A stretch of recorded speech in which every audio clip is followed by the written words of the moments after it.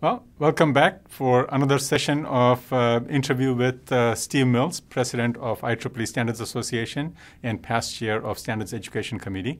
Steve, welcome again, and I appreciate you taking time to talk to us and help us with getting the standards education information through this online magazine. Thank you. Glad to be back. Also, in the last conversation, we talked about what motivates you for standards and standards education, and what standard education means to the universities. Let's talk about impact on the industry and what the continuing education means to the professional engineers. Can you share your perspective on that? Yes, standards play a key role in bringing technology to the marketplace. And they serve as points of stability in those markets, which help to, the broader the impact of the standards, say standards that have significance globally, help to grow those markets and serve as points of stability to upon which industry can innovate.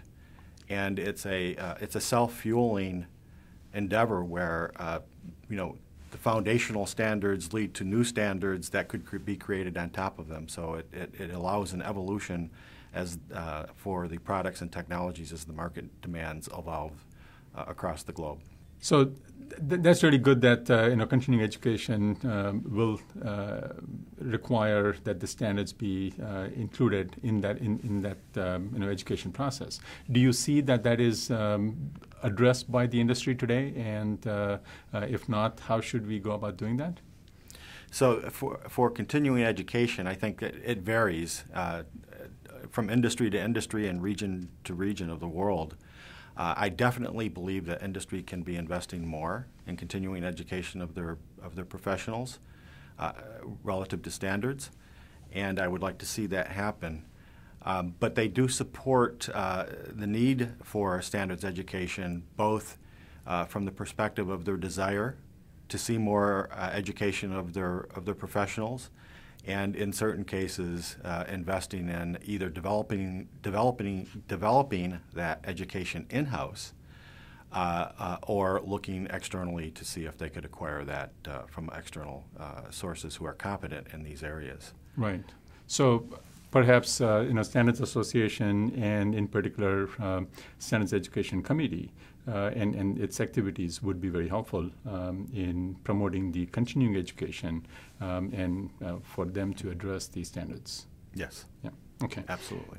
Okay. Any specific words to the industry of what industry should provide in terms of facilities, in terms of sponsorships, or particular activities to promote the standards education? I think at the start, the advice would be to engage with the standards community to help plan the standards program for continuing education, make your resources available, the experts in the field, to come and help to develop the coursework that we need, and open the doors to your professionals in your workforce to receive that education as it is made available.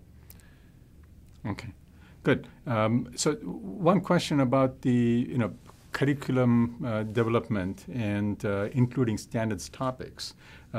Typical impression would be that university curriculum doesn't change as often, and when the new technology comes in or a new topic needs to be addressed, we address them by offering more elective courses, and that's how we address the advanced technology.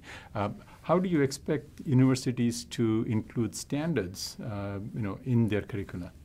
I think that the key to getting more focus on standards across all universities is changing the accreditation process in a way that requires standards be an integral part of the curriculum that are in place for these programs.